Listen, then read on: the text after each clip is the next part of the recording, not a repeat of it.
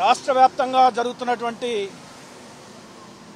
ఈ పోలింగ్కి సంబంధించినటువంటి దాడులు చూస్తూ ఉంటే ఎస్సీ ఎస్టీ బీసీ మైనారిటీలు పెద్ద ఎత్తున వైసీపీ పార్టీకి ఓట్లు వేశారని చెప్పేసి కక్షతోటి తెలుగుదేశం పార్టీ నాయకులు వాళ్ళ మీద దాడులు చేస్తూ ఉన్నారు.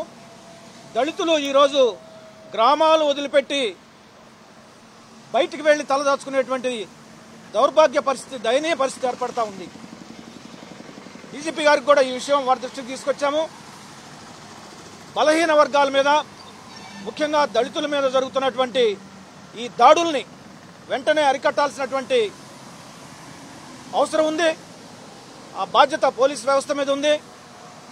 అంబేద్కర్ గారు ఇచ్చినటువంటి ఓటు హక్కును కూడా వినియోగించుకోవడం తప్ప అని చెప్పేసి ఈ సందర్భంలో మేము అడుగుతా ఉన్నాం. రాజ్యాంగ పరంగా వచ్చినటువంటి హక్కులను కూడా కాలు రాస్తా ఉన్నారు.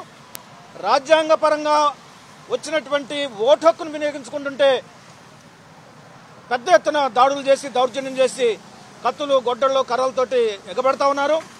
ఇది తెలుగుదేశం పార్టీ మిత్రపక్షాలు దళిత వ్యతిరేక పార్టీలని చెప్పగానే చెబుతా ఉన్నాయి.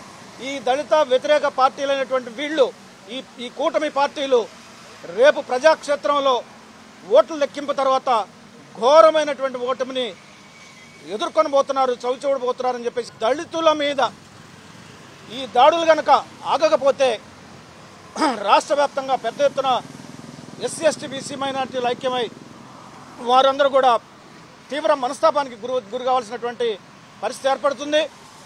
ఈ ఘర్షణలలో రాకుండా ముందుగానే ఈ కులపరమైన, వర్గపరమైనటువంటి ఈ ఘర్షణలు రాకుండా ముందుగానే ముందస్తు చర్యలు తీసుకోవాలని చెప్పేసి డీజీపీ గారిని కోరటం జరుగుతూ ఉంది.